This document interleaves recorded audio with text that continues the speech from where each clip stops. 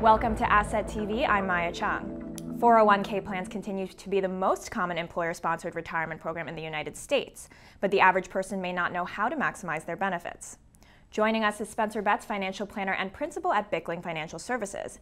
He's here today to share his insights on personal financial planning and how we can optimize the use of 401ks. Thanks so much for joining us today, Thanks Spencer. for having me today. Yeah. Absolutely. So I want to get started with talking about maximizing 401k contributions. Right. Why don't people use 401ks, and how would you suggest that they take advantage of them? I think people get intimidated in general with financial planning concepts. It's nothing that we're really brought up through college, or unless your parents did it, you didn't really know about it. So what we try and do is really kind of take away some of that mystery of what the 401k means and to talk to people in a meaningful way about saving for retirement. You know, again, when you get your paycheck, people tend to look at their paycheck of what can I spend today? Realize that part of your paycheck pays for your past. That might be student loans, car loans, something like that. A lot goes for current expenses, what you need to spend today. But you need to put a portion away for tomorrow. What might you need in 10 years, 20 years, 30 years as you get closer and closer towards retirement? People kind of focus on it later on in life. We really try and make younger people focus on it and say, at some point, you're going to want to retire. Okay, and how would you suggest people take advantage of the 401k program, and what do you suggest people do within these 401k plans? So the first thing to figure out is what is offered by your company. So you can get the summary plan description. So it's a very readable document that every 401k plan has. So if you go to your HR person who is ever in charge of the 401k and say, can I have my summary plan description? That'll give you some of the basics about the plan, when you're eligible for it, how much you can put in. And start out with a meaningful amount, maybe 5%, just to kind of get the feel of it. Most 401k plans, you can change the contribution amount every pay period or once a month. So I always say err on the side of putting too much in, because you can always back it down later on. We're really good as Americans to learn on living on what we take home. So if you get early on and you put that 5%, 7% away, and then you get your paycheck, you tend to spend that paycheck, but now you're putting 5, 7, 10% away for your retirement. That's always really good for you over the long term. And then double check, does your company have a match? It's amazing how many people leave free money on the table. You might complain, I don't make enough, but a company might have a 4% match. Well, that's a 4% raise if you think about it long term. So make sure that you're maximizing those matches, make sure you understand the basics of your plan, and then really try and go in there with a meaningful amount, 5, 6, 7, 8% to get started. Okay, so you're saying that it makes more sense to put more in initially so that you get used to spending accordingly. Yeah, you get to learn to spend a little bit less. You look at your paycheck, especially if it's your first job or transitioning from one job to another. If you put that in right away, you tend to build your budget around your take-home pay. So again, if you've put that in early on, then you'll spend the rest of the money and you'll have some money growing for yourself for retirement. Great. Can you tell me a little bit about the regulations around 401ks? So the regulation rules are kind of changing for the good, I think, of the average participant. So there's a fiduciary rule that's coming into place that's coming through all of our industry, but especially in the 401k, where people associated with the 401k have to be what's called a fiduciary, which means they have to be working in the best interest of the participants. Before, you could have been a broker and that there might have been some conflict. Now that conflict has been taken away. And so within the 401k now, everybody that's working on it is really working on behalf of the participants. I don't think participants realize how much business owners usually care about their plan, are always trying to look for ways to improve it.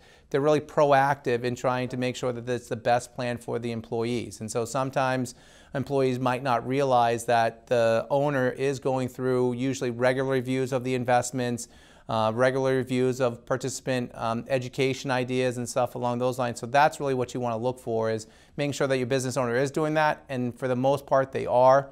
And that's what we're excited about right now. Great. So I want to broaden the scope a little bit and talk about financial planning in general. Why should people use a financial planner, and what are some of the criteria that they should look for in their financial planner? I think right now we're talking a lot about robo-advisors. You've heard that buzzword a lot. Robo-advisor is really just looking at your investments and trying to come up with a nice portfolio for you. That's not what your financial planner should be doing. That's only maybe a fifth of what they're doing. They should really be looking at, okay, how's your cash flow? How's your risk management? Do you have enough insurance? Is your property casualty insurance matching up with your lifestyle? Do you need estate planning?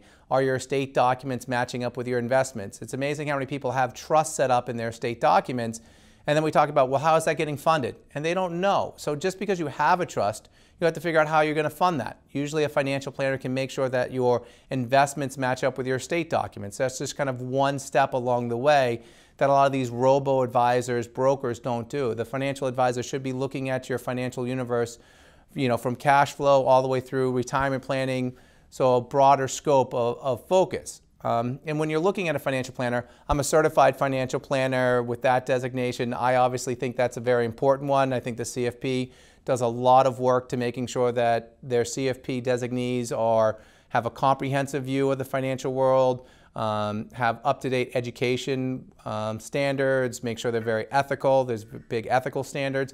So hopefully you look for somebody with some good credentials. You want to look with somebody who has some good experience. Recommendations of friends are always good. Who have they worked with in the past? And then just kind of the feel of it, going in, interviewing a couple of different financial planners and making sure that you feel comfortable with them. Because I can do a lot of good work with my clients, but they have to tell me everything. They got to be comfortable and tell me their financial issues so I can help solve them. If you're not comfortable saying, I spend too much on this or I'm nervous about this, I'm not going to be able to help you with those situations. So you really want to make sure that you have that good feeling with the financial advisor. Interview a few different ones because you want to build a long-term relationship. Hopefully your financial planner you're going to be with for 5, 10, 20, 30 years, and you want to make sure that you're comfortable with them over that long term. If you ever get the feeling like you don't understand what they're talking about or they're not right for you, fire them and go other places. I mean, that's probably the best advice is the first time you feel like you're not being serviced right or the first time you feel like this isn't a good relationship, that's the time to start looking for your next one. Because usually your gut is right. Usually it's right. If it doesn't feel right, it's not going to be right for you long term. Okay. So then for the average person or for your clients, do you have any budgeting tips or tricks, any ways that the average person can save more? So like I said, if you start by putting money aside before you get it, that's obviously a better one.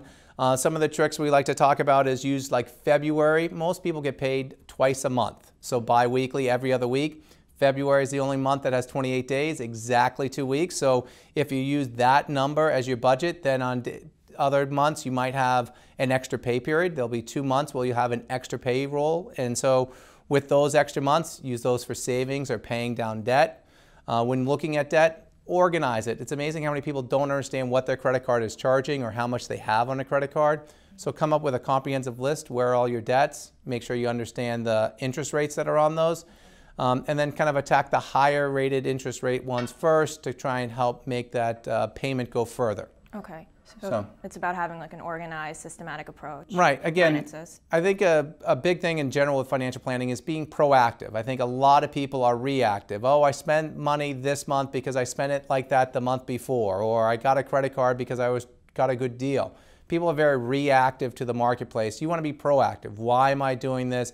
Why do I have such a large cable bill? A lot of people are cutting the cord, which is a great thing financially for some people because it's lowering their costs. You have to be proactive to do that. It's very easy to kind of get sucked into renewing with the cable company year after year after year and you're not using all those channels. Same thing with gym memberships, all those sort of stuff. Be proactive and say, am I getting good value for the money I'm spending?